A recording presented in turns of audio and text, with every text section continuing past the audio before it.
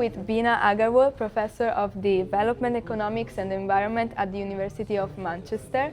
And our first question is, do you think gender inequalities are still treated more as a social issues than as an economic ones? So that's a very interesting question. I think it is correct that if you looked at it a few decades ago, they were treated more as social. Gender was treated, say, within sociology, and economists weren't really focusing on it. I think today we've made some progress, but it's not comprehensive progress. Mm-hmm. So on certain counts, the progress we've made is like looking at inequalities in the labor market. So women's access to jobs, the fact that women are in sticky floors. If they have access to job, they're not given promotion, and they also in the same job there are glass ceilings, so they are often not given the top job in an organization, for instance. But economists, I think, have looked at all of these now. You have both male and female economists doing this analysis. Body of work both in the global north and in the global south, and in global north including in developed countries, including in Italy and elsewhere. And also I think the fact that Claudia Goldin got her Nobel Prize on, it was the first prize on gender, for her work on labor markets and women's employment globally, was a reflection that economists were taking this issue seriously. My argument has always been that it's not just the labor market, but the inequality in wealth, which is extremely important. So this is not seen as a social issue, it's just invisibilized, including by many economists who do gender, but they don't look at wealth inequality. Social dimension, I think, is important, and it should be treated not just, it's not a question of shifting from putting economics within the social sphere to putting it in the economic sphere. But I think it's an interaction of the two which we need. And so what kind of cultural transformation it is needed to build a fairer economic system? So I think the issue of cultural transformation is interesting. As I was saying in my talk today, that there are particular kinds of social aspects which have serious economic outcomes. Dealing with those will be very important to build a fair economic system.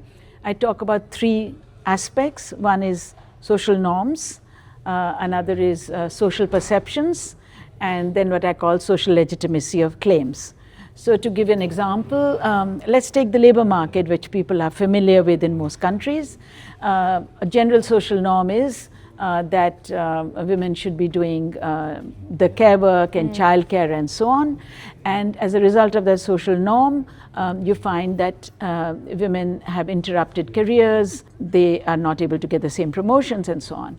But one can also argue that increasingly there are women who are not having any kids, but when they come to the labor market, the employer assumes and perceives them as having different careers from the men. And what kind of benefits are lost due to persistent gender inequality?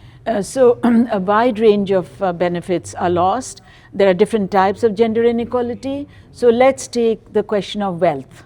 And one of the areas I've worked on in terms of wealth is landed property and land as a productive asset.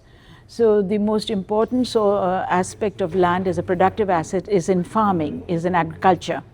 Now I know in Europe and Western countries the importance of agriculture has declined, but in the global south it is the most important form of employment for women. But they don't own, most of them don't own land. So for instance, when I looked at the figures for South Asia, Latin America and Sub-Saharan Africa, you found that almost less than a third of landowners were women. What this does is that increasingly the face of the farmer is a woman. More men move to jobs in urban areas, and women are left behind to do the farming. So you're the farmer, but you don't own the asset. As a result, you don't get access to credit, which is finances to invest in inputs. The information on new technology the government gives you, they treat you not as a farmer, but as a farm helper. And so sometimes you find a very odd situation where the men are given the training, but it's the women who are the farmers. This affects both welfare and productivity. So it affects welfare because it's been found that where women do have assets ownership. So it's found in 2011, the FAO, Food and Agricultural Organization, headquartered in Rome, brought together the evidence on this in its State of Farmer report.